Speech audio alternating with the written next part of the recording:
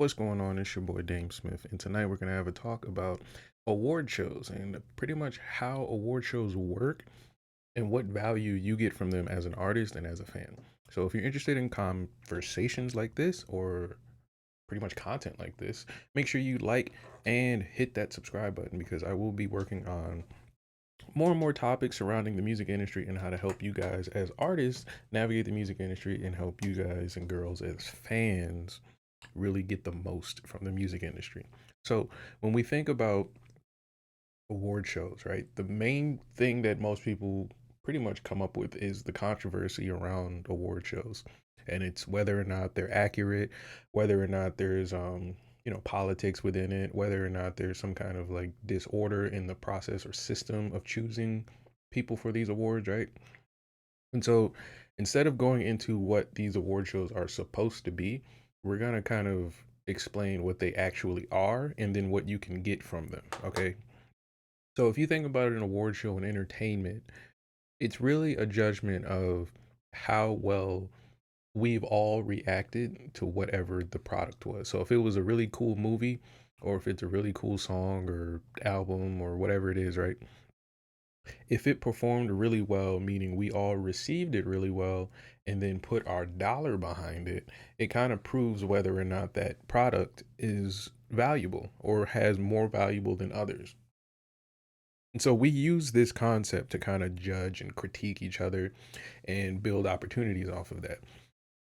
So to explain further about the realities of an award show, that would then mean that the driving forces for you to create or the driving forces for you to support different people's creations is not necessarily tied to their talent or their skill. It's more tied to their affiliation, their identity, and sometimes even culture. And this can be a problem, especially if you're trying to involve multiple cultures or multiple different perspectives on, let's say, a genre of music. So if you have something like the best R&B album, that's going to look different from honestly just from one fan being in one decade to another fan from another decade, and that's just one difference.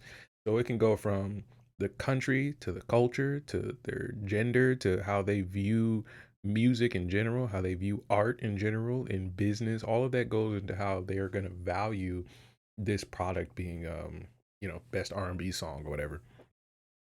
So now that we understand that, that's the key thing that we've got to kind of like pin down when we think about award shows, that it's about how we as a society agree upon the value of these artists, these groups, or their works, right? So what is the point of it? Like, why should we even participate as artists? Well, essentially, the concept is that the people who get the most value from society or perceive to have the most value, they will get the most opportunities based on the work that they've done. So it's kind of like a merit based system that we kind of can judge and things like that. So if you've sold the most records, then that means that people who want to use your music to market their businesses have an opportunity within that marriage of your song being used in their marketing or their company. But the problem that runs into that is there is no tangible way to measure out value in entertainment. So, for example, if this was not about entertainment and this was about sales, just strictly sales, just raw numbers, right? Then it would strictly just be whoever sold the most records or sold the most movie tickets would be the best. There wouldn't be a vote, there wouldn't be any guessing, there would just be a count and maybe an audit. And so what happens with entertainment is we now have to figure out what influences these purchases and what actually comes from the value that these artworks are making. So if you make a movie and everybody knows the name of it, it's really popular and we all know it. And let's say it's a good movie, like we really like it. But the reason we like it is because of watching it one time. The movie came out, it released in theaters, everybody got to watch it, and we all watched it one time, and then we all pretty much moved on to the next movie.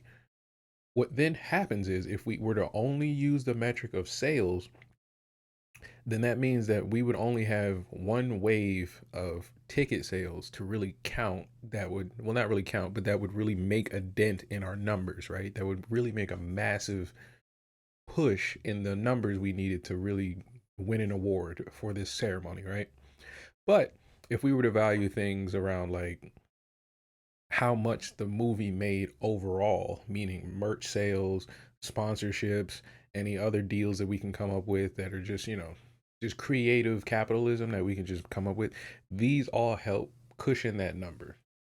But again, it's not solely based on sales, which is why you'll see some award, I guess, programs, they'll use a panel of people to vote.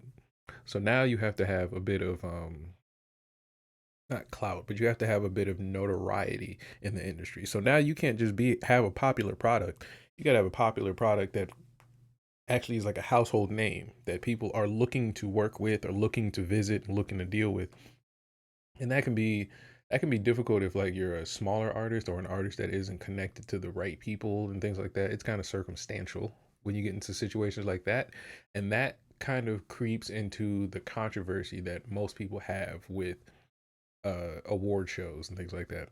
So now you have a situation where it's not solely based on your talent, and it's not solely based on your performance, and it's not solely based on who you know. It's a combination of all these things. So where does that leave you as an artist? It really leaves you in a position of having to understand that position first, but then you have to realize what tools you have available to you and whether or not this is a valuable process. So notoriously, you've seen artists in like the 90s and maybe the 70s and even recently complaining about how award show processes go. And it's based on a lot of these different controversies. Like maybe highly skilled artists believe that there's political networking corruption happening and things like that. Or maybe there is a lack of competence when it comes to understanding the cultural relevance to maybe a movie or a song or something like that. And this can be, argued from all kinds of angles, but the main issue is that you as an artist, you have to understand where you sit in any of this conversation. You have to realize like, okay, I'm an independent artist with the backing of an independent label, and we just made probably our best song with our best sales of the year. Our competition is against the major record labels who have a massive network of radio stations to help, propel forward sales and marketing and things like that. So, if we were to evaluate where we sit in this position from an independent record label against a major record label, how much work do we have to do to compete?